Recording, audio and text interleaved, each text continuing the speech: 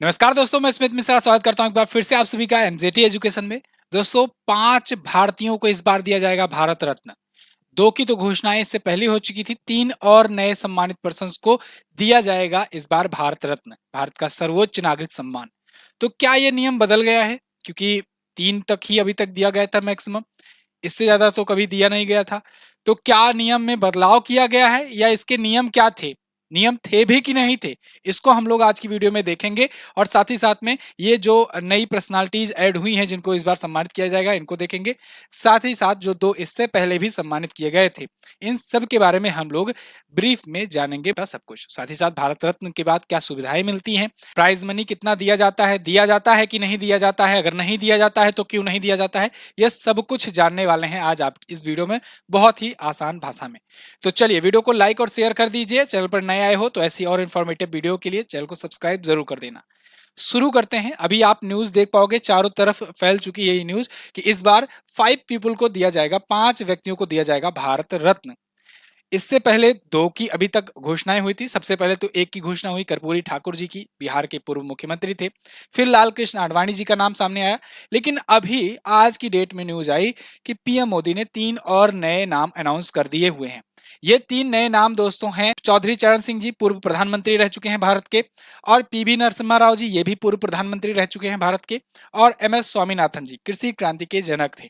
तो इन तीनों को और सम्मानित किया जाएगा, यानी टोटल 5 व्यक्तियों को सम्मानित किया जाएगा भारत रत्न से। भारत रत्न है क्या? भारत रत्न दोस्तों देश का सर्वोच्च नागरिक सम्मान है, हाईएस्ट सिविलियन अवार्ड है। हर एक देश में एक नागरिक सम्मान होता है, जो वहां के जो नागरिक जो सबसे अच्छा काम करते हैं कुछ किस क्षेत्र में, जिस वजह से पूरे पूरे समाज में परिवर्तन देखने को मिलता है, तो उनको उनके देश के अनुसार जो भी बड़ा सम्मान होता है वो दिया जाता है। जैसे अपने यहाँ जो है ये भारत रत्न सबसे बड़ा नागरिक सम्मान है। पाकिस्तान में अगर बात करें तो निशान पाकिस्तान है। ऐसे अलग अलग देशों का अलग अलग रहता है। अपने यहाँ जो सर्वोच्च नागरिक सम्मान है वो भारत रत्न है। इसके अलावा भी 3 और नागरिक सम्मान दिए जाते हैं, जिन्हें हम लोग पद्म पुरस्कार कहते हैं। पद्म पुरस्कार 3 होते हैं, जिसमें सबसे बड़ा पद्म पुरस्कार होता है पद्म विभूषण, दूसरा वाला होता है पद्म भूषण, और तीसरे नंबर का होता है पद्म श्री। तो 3 पद्म पुरस्कार और उसके ऊपर एक भारत रत्न, ये 4 नागरिक सम्मान भारत में टोटल होते हैं। तो पद्म पुरस्कारों की घोषणाएं हो चुकी इससे पहले, और इसको मैं आपको पहले भी बता ही चुका हूं। आज हम लोग भारत रत्न पर बात करेंगे। 1954 से इसकी शुरुआत हुई थी और अभी लास्ट वाला अलंकरण 2024 में दिया गया है। टोटल अभी तक, अभी आज वाला अगर 3 जोड़ दें तब तो टोटल इसके प्राप्तकर्ताओं की संख्या हो गई है 53। 48 को दिया जा चुका है, क्योंकि 2 और अनाउंस किया गया और 3 अभी अनाउंस किया गया, टोटल 53 हो गए हैं। भारत सरकार देता है। एक पीपल के पत्ते पर सूर्य की प्लेटिनम छवि होती है, कुछ इस प्रकार से ये भारत रत्न होता है। क्या पुरस्कार राशि दी जाती है? नहीं। पुरस्कार राशि दोस्तों इसको नहीं दिया जाता है भारत रत्न विजेता को, या कोई भी नागरिक सम्मान हो उसमें पुरस्कार धनराशि नहीं डिसाइड की गई। क्यों? क्योंकि अगर मान लो पुरस्कार धनराशि कोई भी मान लो दी जाती, 1954 के अनुसार अगर आप देखो तो उस टाइम पर बहुत बढ़ चढ़ करके अगर अनाउंस करते तो 50 लाख या 1 करोड़ अनाउंस कर देते, चलो 1 करोड़ देंगे। लेकिन क्या होता कि आगे चल करके कोई बड़ा बिलियनियर, कोई भी बड़ा अरबपति अपने नाम से कोई एक नया अवार्ड शुरू कर देता, जैसे करते भी हैं, ऐसा नहीं है कि नहीं कर सकते हैं। आप देखते हो टाटा फाउंडेशन के द्वारा, बिरला फाउंडेशन के द्वारा बहुत सारे अवार्ड दिए जाते हैं। तो ऐसे में मान लो कोई अरबपति आता, उसके बाद फिर इसकी जो प्राइज मनी थी उससे ज्यादा का अगर वो अवार्ड दे देता, तब तो लोग यही कहते हैं ना कि भाई इससे ज्यादा तो पुरस्कार राशि उसका है, तो इसकी वैल्यू घट जाती। इसकी वैल्यू कभी ना घटे, इसलिए इसमें पुरस्कार राशि का कोई प्रावधान ही नहीं है। ये अनमोल है। भारत रत्न दिया जाएगा तो मतलब नाम ही सम्मान है, समझ लो, नागरिक सम्मान है। इसको किसी पैसे से, किसी धन से तोला नहीं जा सकता है। इसमें सुविधाएं बहुत ज्यादा मिलती हैं। सुविधाएं यानी कि जैसे कि जिसको भारत रत्न से सम्मानित किया जाएगा उनको फर्स्ट क्लास में हमेशा ट्रेवल करने को मिलेगा, चाहे वो ट्रेन हो चाहे वो प्लेन से जाएं, उनको हमेशा फर्स्ट क्लास में मिलेगा। दूसरी बात, उनको अगर कोई चीज कोई खरीदना हो, कोई परचेज करना हो, रेगुलर चीजें जो होती है वो सब चीजें भी फ्री की जाती हैं। गवर्नमेंट द्वारा कोई आयोजन कराया जाता है तो वो सब आयोजन में इनके लिए फ्री टिकट रहता है। ये जा सकते हैं किसी भी पार्टी में, किसी भी फंक्शंस में जो सरकार के द्वारा आयोजित की जाती है, उनमें इनको इन्विटेशन ऑटोमेटिकली मिल जाता है। तो अब यहां पर देखो, अभी तक क्या होता था, जब से शुरू किया गया था भारत रत्न, तब ये कला, साहित्य, विज्ञान, सार्वजनिक सेवा और खेल के लिए दिया जाता था, मतलब ये प्रावधान था। हालांकि खेल के लिए तब तक दिया नहीं गया था। खेल के लिए 2014 में जाकर के सचिन तेंदुलकर को मिला, लेकिन 2011 में नियम चेंज कर दिया गया। 2011 में इसमें अपडेट करके संशोधन करके ये कहा गया कि भाई किसी भी क्षेत्र में हो, अगर वो समाज में कुछ ऐसा परिवर्तन लाए हैं अपने काम की वजह से जिसकी वजह से समाज में सुधार आया है और देश को गौरव प्राप्त हुआ है, तो उनको भारत रत्न दिया जा सकता है। तो ऐसे में 2011 के बाद से इसमें कोई निश्चित नहीं है, किसी भी क्षेत्र में यह दिया जा सकता है, ठीक है ना। 2011 के संशोधन के बाद से कैसे मिलता है, तो इसको देने के लिए भारत रत्न को राष्ट्रपति के पास सिफारिश की जाती है। राष्ट्रपति की सिफारिश प्रधानमंत्री द्वारा की जा सकती है और भारत सरकार के द्वारा की जा सकती है। कुल मिलाकर के जो कैबिनेट होती है उनके द्वारा सिफारिश की जा सकती है और कैबिनेट का रिप्रेजेंटेटिव प्रधानमंत्री होता है, तो यही सिफारिश करते हैं राष्ट्रपति को और राष्ट्रपति ही ये पुरस्कार अनाउंस करते हैं और आगे चल करके ये पुरस्कार देते भी हैं। अब भारत रत्न पुरस्कारों की संख्या जो है ये किसी विशेष वर्ष में अधिकतम 3 तक ही सीमित रही है अभी तक। लेकिन एक बात ध्यान रखना, जैसे बहुत सारे लोग अभी मीडिया में चल रही है बातें कि नियम बदल गया, क्या ये ऐसा है वैसा है, नियम परिवर्तन कर दिया, नहीं, नियम था ही नहीं। अभी तक 3 से ज्यादा किसी को दिया नहीं गया था। एक बार एक्सेप्शनली 1999 में 4 लोगों को दिया गया था और अभी तक कभी ऐसा नहीं हुआ कि 3 से ज्यादा किसी और को, यानी 4 से ज्यादा किसी और को दिया गया हो। तो नियम ऐसा था नहीं, कहीं लिखा नहीं गया है कि 3 तक ही दे सकते हैं या 3 ही दे सकते हैं एक साल में। अभी तक दिया नहीं गया है, ये बात थी। इसलिए इस बार 5 लोगों को दिया जा रहा है। तो इस बार पहली बार ऐसा हो रहा है कि 5 व्यक्ति सम्मानित किए जाएंगे। अभी मैं वेबसाइट पर देख रहा था बहुत सारे आर्टिकल्स वगैरह में, जब इसके लिए कंटेंट इकट्ठा किया जा रहा था आपके लिए, तो उसमें कुछ लोग तो ऐसा भी लिख दिए हैं कि अरे ये तो 2023 में नहीं दिए थे, इस वजह से इस बार उसका पूरा कर दे रहे हैं। भाई साहब 5 साल बाद दिया जा रहा है, 2023 में नहीं दिया गया था, 2022, 21, 20 इनमें भी नहीं दिया गया था, ठीक है ना। तो ये उल जलूल का तर्क जो है आपको मिल रहा है, ये सब पर ध्यान ना दीजिए। आपको ये ध्यान देना है कि कोई नियम लिखित नहीं था कि 3 ही दे सकते हैं, है ना। 3 अभी तक दिया गया था, 4 एक बार दिया गया था, ये बात थी। और ऐसा कहीं लिखा नहीं गया कि 3 ही दे सकते हैं, ठीक है। जैसे 2019, 97, 92, 91, 55 और 54 में 3-3 बार दिया गया था, मतलब 3-3 व्यक्तियों को एक-एक वर्ष में दिया गया था।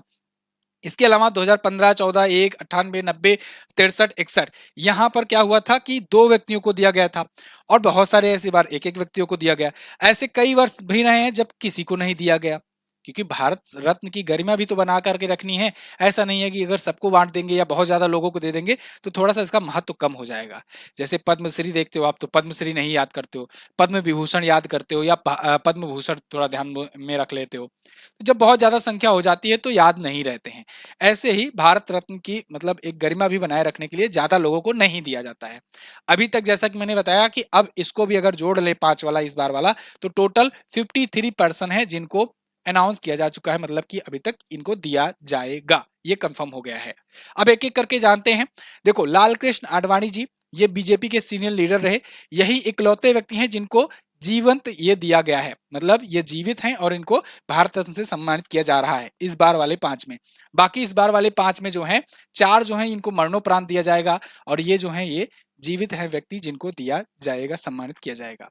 तो बाकी 4 को मरणोपरांत। इनको ये भारत के उप प्रधानमंत्री भी रह चुके हैं 2002 से 2004 तक। अटल बिहारी वाजपेयी जी जब प्रधानमंत्री थे तो ये उप प्रधानमंत्री थे। इससे पहले ये भारत के गृह मंत्री भी रह चुके हैं 1998 से 2004 तक। इनके टाइम पर ये बहुत ज्यादा मतलब चर्चे में तब आए जब इन्होंने रथ यात्रा निकाली हुई थी राम मंदिर के निर्माण के लिए। और इनका जो भी एक योगदान रहा है, जिस भी पद पे रहे हुए हैं, इन सब के योगदान को देखते हुए इनको इस बार सम्मानित किया जा रहा है, ठीक है। इसके बाद अगर बात करें कर्पूरी ठाकुर जी, कर्पूरी ठाकुर जी जो हैं ये जननायक के नाम से जाने जाते हैं और ये बिहार के पूर्व मुख्यमंत्री रह चुके हैं। 2 बार ये सीएम थे, 1970 में 22 दिसंबर से लेकर 2 जून 1971 तक। इसके अलावा 24 जून 1977 से 21 अप्रैल 1979 तक 2 बार बिहार के सीएम रहे, एक बार डिप्टी सीएम रहे। इन्होंने बिहार में बहुत सारे परिवर्तन कराए, जैसे सबसे पहले इन्होंने ही पिछड़ा वर्ग को आरक्षण देना शुरू किया, अंग्रेजी की अनिवार्यता बिहार में खत्म की, मैट्रिक तक की पढ़ाई को भी मुफ्त किया सबसे पहले इन्होंने ही, बिहार में उर्दू को दूसरी राज्य की भाषा इन्होंने शुरू की। तो इन्होंने बहुत सारे ऐसे चेंजेस, बहुत सारे ऐसे नए नियम लागू किए थे जो बिहार ही नहीं बल्कि पूरे देश में भी अलग अलग राज्यों में धीरे धीरे आकर के लागू हुई और वो समाज के हित में काफी कल्याणकारी भी साबित हुई। इनको जननायक और सामाजिक न्याय का मसीहा भी कहा जाता है। तो इनको भी सम्मानित किया गया, इनको मरणोपरांत दिया जाएगा। सबसे पहले इन्हीं को अनाउंस किया गया था। अब 3 और नए नाम जो जुड़े हैं इनके बारे में जान लेते हैं। जैसे जैसे एक नाम है चौधरी चरण सिंह। 23 दिसंबर को इनकी जयंती होती है और इनके जयंती पर हम लोग मनाते हैं राष्ट्रीय किसान दिवस। याद होगा आपको, बहुत बार बताया जाता है। तो 29 मई को इनका निधन हुआ था। ये पूर्व प्रधानमंत्री हैं, इनको मरणोपरांत दिया जा रहा है। ये भारत के 5वें प्रधानमंत्री थे। 23 दिसंबर 1902 में ये उत्तर प्रदेश में मेरठ जिले में पैदा हुए। गांधी जी के सविनय अवज्ञा आंदोलन में भी ये शामिल हुए थे और हिंडन नदी में नमक इन्होंने भी बनाया था। हिंडन नदी मेरठ के पास में है। ये उत्तर प्रदेश के मुख्यमंत्री भी रहे थे 1967 से 1968 के बीच में। ये रहे 3 अप्रैल से 17 अप्रैल 1968, यानी लगभग 1 साल के पास में ये मुख्यमंत्री रहे थे। दोबारा से ये 17 फरवरी 1970 में यूपी के मुख्यमंत्री बने। उत्तर प्रदेश के 2 बार ये मुख्यमंत्री रह चुके थे। 1979 में वित्त मंत्री रहे और उप प्रधानमंत्री रहे। इसके अलावा ये राष्ट्रीय कृषि और ग्रामीण विकास बैंक यानी कि नाबार्ड की स्थापना करने के लिए जाने जाते हैं। कृषि के लिए इन्होंने बहुत सारे कदम उठाए थे। इसी वजह से इनकी जयंती पर राष्ट्रीय किसान दिवस हम लोग मनाते हैं। चौधरी चरण सिंह जी, ठीक है। इन्होंने ही दोस्तों जनता दल की स्थापना की थी, जिससे बहुत सारी पार्टियां आगे चल करके निकली। जैसे आप बीजू जनता दल देखते हो जो ओडिशा वाली है, राष्ट्रीय जनता दल यूनाइटेड जो नीतीश कुमार वाली है, जनता दल सेकुलर अजीत सिंह की पार्टी, राष्ट्रीय लोक दल, ये सभी पार्टियां इन्हीं जनता दल से ही निकली हुई है। 1979 से 1980 तक देश के प्रधानमंत्री रहे। इस दौरान वो कभी भी संसद नहीं गए। ये भी इनके नाम एक रिकॉर्ड रहा कि एक ऐसे प्रधानमंत्री जो कभी संसद ही नहीं गए। एक्चुअली में इनका कार्यकाल ही बहुत कम था, तो इनको ज्यादा मौका मिल नहीं पाया, इसलिए ये संसद जा नहीं पाए थे। 28 जुलाई 1979 से 14 जनवरी 1980 तक ये देश के प्रधानमंत्री रहे थे। ठीक है ना, लगभग 6 महीना आप कह सकते हो। चौधरी चरण सिंह जी की 3 किताबें भी आप याद रखना। इन्होंने abolition of zamindari, lease and proprietorship और India's poverty and its solutions, ये 3 किताबें इन्होंने लिखी थी, ये ध्यान रखना, ठीक है। इनका निधन 1987 को 29 मई को हुआ। ये तो रहे चौधरी चरण सिंह जी। अब बात करते हैं पीवी नरसिम्हा राव। ये भी पूर्व प्रधानमंत्री रह चुके हैं भारत के। 29 जून को इनका जन्म हुआ था। 29 जून को हम लोग सांख्यिकी दिवस भी मनाते हैं। हालांकि वो इनकी जयंती को लेकर नहीं मनाते हैं, वो हम लोग पीसी महालनोबिस जी की जयंती को लेकर मनाते हैं, जो सांख्यिकी के जनक कहे जाते हैं भारत के। फिलहाल पीवी नरसिम्हा राव जी जो हैं, आंध्र प्रदेश में अपना राजनीतिक करियर इन्होंने शुरू किया। आंध्र प्रदेश विधानसभा के सदस्य भी रहे। 1962 से 64 तक ये कानून और सूचना मंत्री रहे आंध्र प्रदेश में, और 1964-67 तक कानून मंत्री रहे। 67 के बाद स्वास्थ्य और चिकित्सा मंत्री बने और शिक्षा मंत्री भी आगे चल करके बने। लोकसभा के सदस्य 1977 से 84 तक रहे। इसके बाद विदेश मंत्री, गृह मंत्री, उसके बाद रक्षा मंत्री, मानव संसाधन विकास मंत्री, मतलब समझ रहे हो आप, शुरू से लेकर कोई भी मंत्रालय छूटा नहीं है। लगभग लगभग बड़ा बड़ा सब ये रह चुके थे। उसके बाद ये जाकर के 9वें प्रधानमंत्री बनते हैं 20 जून 1991 से 16 मई 1996 तक। पीवी नरसिम्हा राव जी ही वे थे व्यक्ति जिनके टाइम पर एलपीजी आया था। एलपीजी यानी कि लिबरलाइजेशन, प्राइवेटाइजेशन एंड ग्लोबलाइजेशन, और इसका श्रेय जाता है मनमोहन सिंह जी को। मनमोहन सिंह जी इनकी सरकार में वित्त मंत्री हुआ करते थे और उस टाइम भारत की इकोनॉमी बिल्कुल डूब चुकी थी और इन्होंने एक नया रिफॉर्म ला करके, एलपीजी लिबरलाइजेशन, प्राइवेटाइजेशन और ग्लोबलाइजेशन ला करके इन्होंने अपनी जो इकोनॉमी है ये ओपन इकोनॉमी की, जिस वजह से बाहरी इन्वेस्टर्स आने लगे, बाहरी कंपनियां आने लगी इंडिया में, और उसके बाद से भी, और प्राइवेटाइजेशन को भी बढ़ावा दिया गया। इसके बाद एफडीआई बढ़ा, और एफडीआई बढ़ा तो भारत का मुद्रा कोष बढ़ा, भारत का मुद्रा कोष बढ़ा तो एक बार फिर से इंडियन इकोनॉमी बूस्ट करने लगी। तो यहाँ पर देखिए इन्हीं के दौर में ही मनमोहन सिंह जी ने उदारीकरण की व्यवस्था शुरू की थी। 2004 को इनका निधन हुआ था 23 दिसंबर को, पीवी नरसिम्हा राव जी का। इसके बाद जो तीसरे इस बार अभी जो अनाउंस किए गए हैं वो हैं एमएस स्वामीनाथन। इनका निधन अभी पिछली ही साल हुआ है, मैंने आपको कवर भी कराया था करंट अफेयर में इसको। तो 7 अगस्त को इनका जन्म हुआ था 1925 में, और 28 सितंबर 2023 में इनका निधन हुआ। ये हरित क्रांति के जनक माने जाते हैं, और मुझे पता है आप में से शायद ही कोई हो जो इनको ना जानता हो। हरित क्रांति के जनक रहे एमएस स्वामीनाथन जो है, इनका पूरा नाम है मनकोम्बू संबाशिवन स्वामीनाथन। इनका जन्म तमिलनाडु में हुआ था। अनुवांशिक वैज्ञानिक थे और भारत की हरित क्रांति का जनक इन्हें कहा जाता है। नॉर्मन बोरलॉग को विश्व में हरित क्रांति का जनक, और इनको कहा जाता है भारत में हरित क्रांति का जनक। 1963 में जब एक बार भारत भयंकर अकाल से जूझा था, तो उसके बाद भारत में गेहूं और चावल वगैरह में उपज बहुत कम हो रही थी। उस टाइम पर इन्होंने एक उन्नत किस्म का गेहूं का बीज और चावल का बीज तैयार किया। इसके बाद से क्रांति ही आ गई। मतलब इसके बाद से समझो आज ऐसी स्थिति आ गई है कि भारत कभी पीछे मुड़ करके नहीं देखा। आज भारत 80 करोड़ नागरिकों को हर महीने 5-5 किलोग्राम का मुफ्त में अनाज दे रहा है। भारत सरकार दे रही है। तो ये तभी हो पाया है कि भारत का खाद्यान्न इतना ज्यादा बढ़ गया है कि मुफ्त में दिया जा सकता है और आगे भी दिया जा सकता है, ये जारी रखा जा सकता है, इतना ज्यादा अपने पास भंडारण है। और हम लोग ना सिर्फ अपने भारतीयों को दे रहे हैं बल्कि एक्सपोर्ट भी कर रहे हैं। ये सब इन्हीं की देन है, क्योंकि इन्होंने ही उस टाइम पर शुरू किया था। इनके इस काम को पहचानते हुए 1967 में पद्मश्री, 1972 में पद्म भूषण, 1989 में पद्म विभूषण से सम्मानित किया गया था। यानी ये तीनों पुरस्कार पा चुके हैं और अब भारत रत्न से भी सम्मानित किए जा रहे हैं। यानी 4 के 4 नागरिक सम्मान सब के सब ये पा गए। इनसे बड़ा समझ लो कि कौन भाग्यवान होगा। फिलहाल यहाँ पर 1971 में सामुदायिक तत्व के लिए रमन मैग्सेसे भी पुरस्कार इनको मिल चुका है। आइंस्टीन वर्ल्ड साइंस पुरस्कार इनको मिल चुका है 1986 में। 1987 में इनको पहला विश्व खाद्य पुरस्कार मिला है। 1989 में यूनेस्को गांधी स्वर्ण पदक से सम्मानित किया गया। अवार्ड्स की लिस्ट अभी और भी लंबी है, ये तो मैं मुख्य मुख्य अवार्ड आपको बता रहा हूँ। तो ये थे एम एस स्वामीनाथन जी, और वाकई में इनको मिलना ही चाहिए था भारत रत्न, भारत के रत्न थे ये। तो ये थे टोटल 5 विभूति जिनको इस बार सम्मानित किया जाएगा। इससे पहले 48 को सम्मानित किया जा चुका है, 48 शख्सियतों को, जिनकी लिस्ट आपके सामने है। आप वीडियो को पॉज करके इसको रीड कर सकते हो, या फिर मैं पीडीएफ दे दूंगा टेलीग्राम पर, आप इसको पढ़ लेना। वीडियो में कुछ और इन्फॉर्मेटिव चीजें हैं, लेकिन इससे पहले मैं आगे बढ़ूं, 1 मिनट का आपके लिए एक संदेश है, आप सुन लीजिए। साथियों, आगे बढ़ने से पहले एक बुक मैं रिकमेंड करना चाहूंगा आपको। जिनको जिनको क्वार्टरली टाइप की करंट अफेयर चाहिए होती है, उनके लिए दिशा पब्लिकेशन की ये जो बुक है काफ़ी बेस्ट है। अगर आप इस पे बात करें तो इसमें जो, जैसे कि आजकल के टाइम पर क्या हो रहा है ना, कि पॉलिटी, इकोनॉमी, हिस्ट्री, इन सब से रिलेटेड जो करंट अफेयर के इवेंट्स बन रहे हैं उनसे क्वेश्चंस बन रहे हैं, एनवायरनमेंट वगैरह। तो यहाँ पर भी वैसे ही दिया गया है कि इसमें चैप्टर बाय चैप्टर की स्पोर्ट्स से कौन से करंट अफेयर बन रहे हैं, पॉलिटी से रिलेटेड कौन से करंट अफेयर क्वेश्चन बन रहे हैं, इकोनॉमी से रिलेटेड कौन बन रहा है, ये सब चीज़ें दी गई है। साथ के साथ में एग्जाम स्पेशल, जो एग्जाम्स में जैसे कि रेलवे हुआ, बैंकिंग हुआ, एसएससी हुआ, इन सब से रिलेटेड जो क्वेश्चंस बन रहे हैं वो भी इसमें अलग अलग से चैप्टर वाइज करके दिया गया है। शॉर्ट एनालिसिस, माइंड मैप वगैरह, ये तो दिशा पब्लिकेशन की खास बात है ही है, तो ये देते ही हैं।